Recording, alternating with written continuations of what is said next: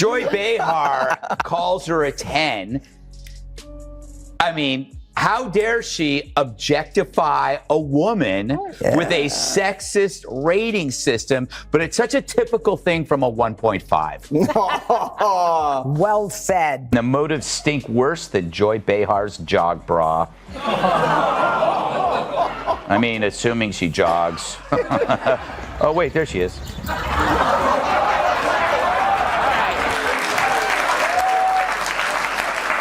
She has a point. Maybe I am obsessed, but some people are obsessed with Bigfoot, and they don't get to see him on TV every afternoon. And if they did, could they tell the two apart? I don't know.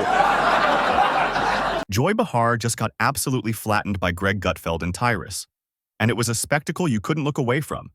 Imagine emotional damage colliding headfirst with razor-sharp stand-up comedy in the middle of a demolition zone. Gutfeld took Joy's smug little smirk and twisted it into a full-blown existential crisis, all live, raw, and hilariously unfiltered. Tyrus didn't even blink. He leaned back, dropped one-liners like precision bombs, and calmly watched her unravel in real time. What you're about to witness makes the fiercest roast battles look like cozy therapy sessions gone wrong. Let's wade straight into the wreckage. It's not even that. In The View, you don't need to find Trumpers. You need to fire your race baiters. Yeah. You need to fire the two races. You've had people. You had a McCain on there. You've had people on there before, and you ran them off. So the racist ones who want to stick to this, Whoopi and Sonny, and the, was it Bette Midler? What's her name? Yeah, broke-ass Bette Midler. Fire them and bring people in. Maybe you could get McCain to come back. She was a Republican, but every show and every break, she was nearly in tears because she was being attacked. Joy Behar has sat comfortably atop the crumbling throne of daytime TV for so long, it's a wonder no one laughed her off it years ago. But then came Gutfeld and Tyrus, not with pitchforks or torches, but with something far more lethal, razor-sharp sarcasm, flawless timing, and a platform that refused to back down. In an instant, the illusion of Joy's untouchable reign began to crumble faster than her attempts to relate to anyone who shops anywhere that doesn't offer valet parking. This wasn't just a crack in the castle walls. It was the beginning of a full-scale collapse, and the look on her face said it all. This week, Joy Behar accused Elon Musk of being pro-apartheid, but then begged him afterwards not to sue.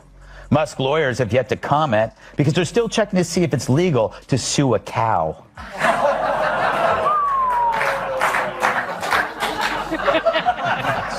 Shots fired. Just a legal question. I don't know why it's so upsetting. I don't make the rules in this country.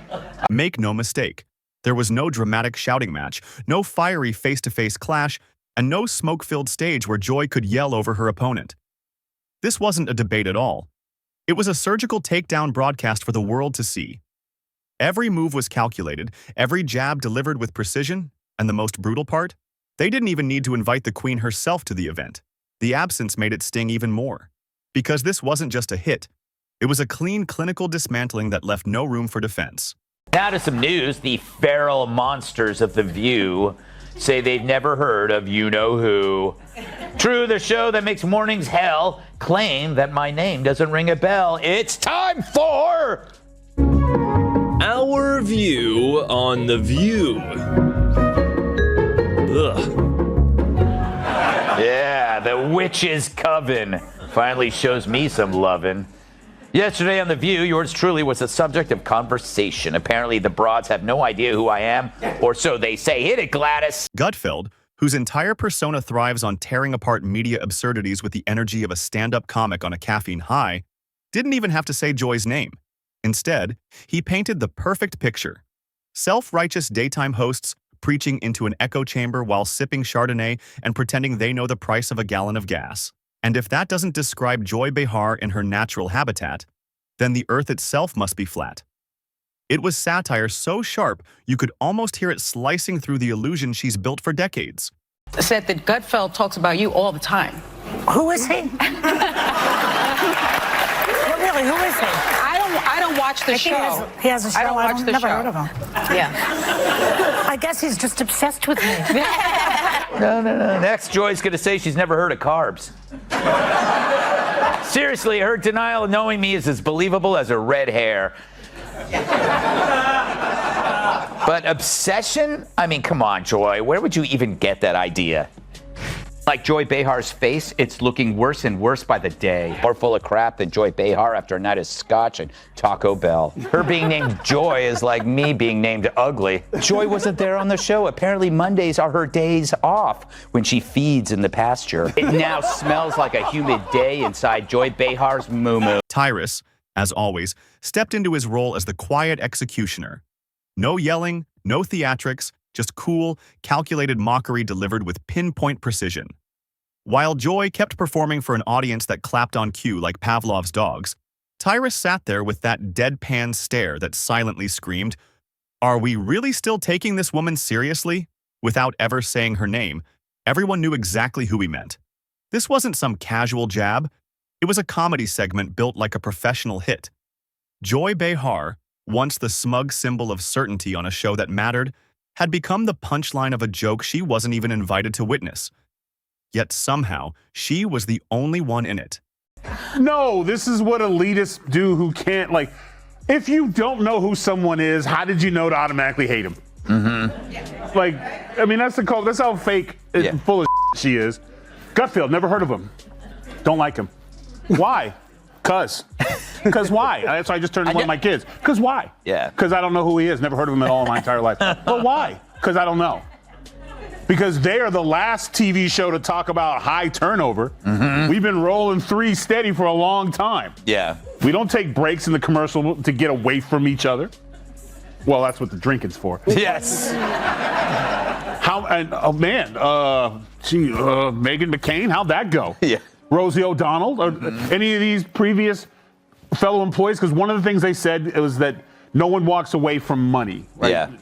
So they got people running away from it over there. And that's where Gutfeld's brilliance truly shone. He didn't go toe-to-toe. He simply laughed. No shouting matches, no fiery rebuttals, just a quiet dismantling of the ideological scaffolding Joy has clung to for decades, using nothing more than smirks, perfect timing, and the occasional raised eyebrow. This wasn't a war.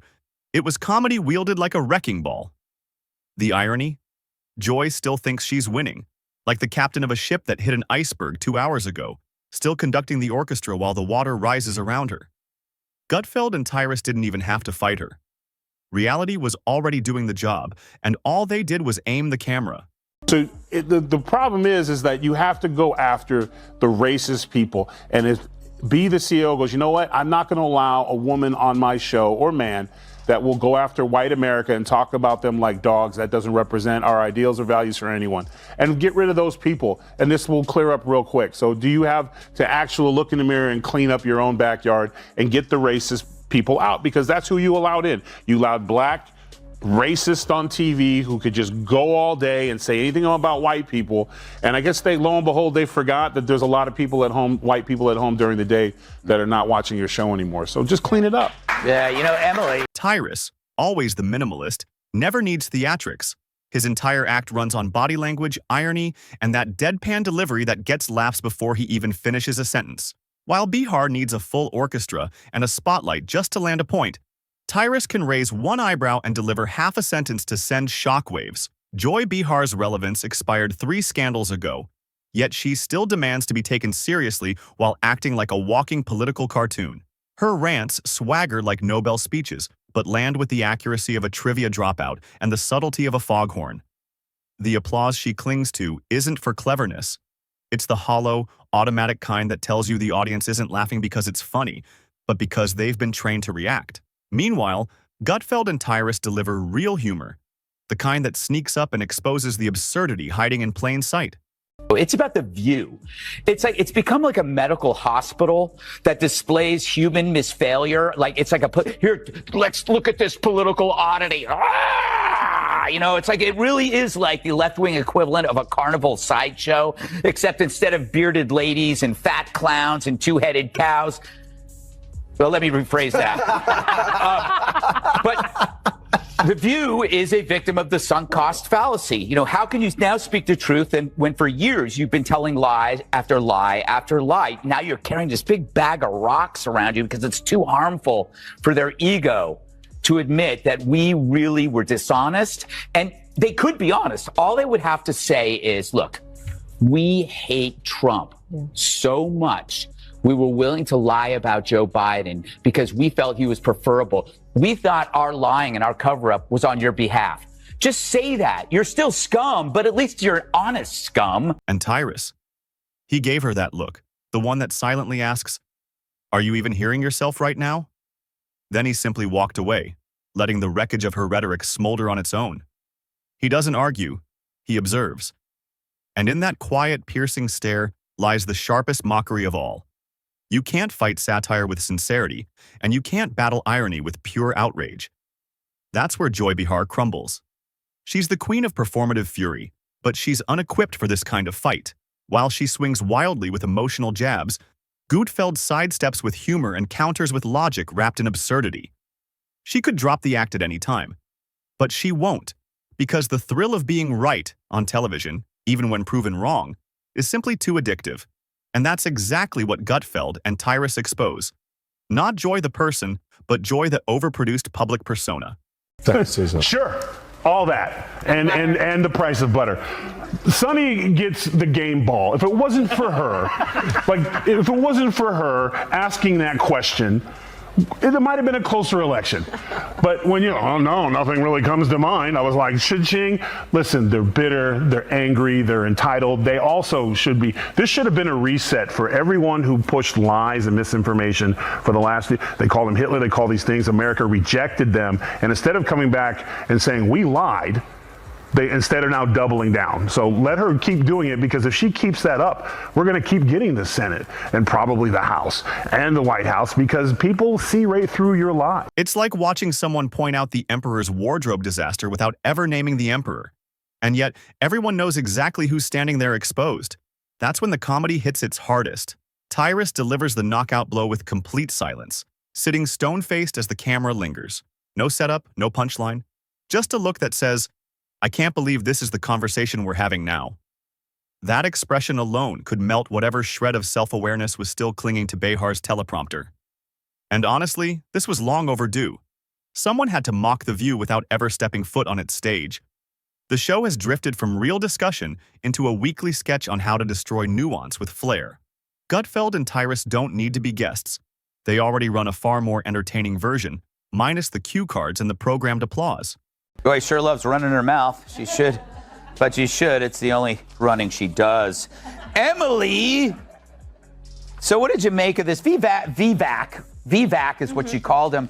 I don't care if you disagree or agree with him. That dude is not dumb. No, and that is what was so ridiculous. Everything that comes out of her mouth is ridiculous, but for her to make that kind of point about someone that we all know, that regardless how you feel about his politics or him running, that he is undeniably brilliant, is so ridiculous. While The View wraps itself in sanctimonious applause, Gutfeld and Tyrus bring comedy with teeth, and it's painfully clear which one audiences actually want. One side offers endless lectures, the other offers sharp laughter. And when people are tired of being talked down to, laughter wins every single time. The real punchline? Joy Behar wasn't even invited to this takedown. While she sat on her squeaky swivel chair, waiting for the grand entrance of some noble challenger, Gutfeld and Tyrus were already roasting her legacy like an overcooked pot roast left in a daytime TV crockpot. No RSVP, no red carpet, just a subtle, calculated demolition from across the street. Gutfeld lit the fuse from his own studio, sipped his coffee, and watched the foundation of Joy's smug little empire shake to its core, while Tyrus sealed it with one blank stare and a snort that said more than any monologue ever could. Here's Joy Behar talking about refusing to share a kidney. I find that friends bizarre. With a Trump supporter. I won't give them a kidney, but I could be friends with them. Hey, Joy, it's a kidney, not a pizza. Of course, she's kidding at first, but then she goes on to explain the moral foundation for her resentment, and it's the same one that drives all deadly ideologies. And that's what cuts the deepest. Joy expected a fight, a rebuttal, maybe even a dramatic split-screen showdown. Instead, she got a roast where the guest of honor didn't even matter anymore. Imagine spending years building your persona around provoking reactions, only to realize no one even bothers to poke the bear now. Because the bear's tired, the costume's worn out, and the circus packed up long ago. Worse still, the audience didn't miss her one bit. We've entered a new era where viewers are done with overproduced, overacted moral lecture halls disguised as talk shows. They're turning to sharp satire, sly smirks, and side eyes that say more than 10 minutes of self-righteous monologue ever could. The View, once a midday battlefield for ideological sparring, now feels like a glitchy wax museum, with hosts stumbling through pre-written outrage and reheated takes served like leftovers no one asked for. Sausage maker Johnsonville is recalling more than 42,000 pounds of pork sausage for possible contamination with plastic fibers. Fortunately, authorities were able to track all 42,000 pounds to a single location in New York City. Younger viewers aren't lining up to be scolded by millionaire hosts who confuse applause with credibility. They're not buying tickets to the same tired puppet show, especially when the strings are visible and the puppeteers are shouting at the audience. Instead, they're tuning into voices like Gutfeld and Tyrus, who roast the absurd with a smirk and a shrug. Meanwhile, Joy is still out there yelling at clouds, unaware the storm moved on years ago. Gutfeld reads the cultural forecast with a joke and a raised brow, while Joy waves her fist at lightning as if she can bend the weather. Spoiler: the sky isn't listening anymore, and neither is anyone else. So while Joy is probably prepping yet another segment where the panel nods before she's even finished speaking, the takedown has already happened, without her in the room. Gutfeld and Tyrus didn't need her presence to roast her. Just her habits, her reputation, and a show stuck on repeat. The rest practically wrote itself. And now her throne is nothing more than a wobbly stool balanced on a fading laugh track, surrounded by the dust of aging takes that desperately need sweeping.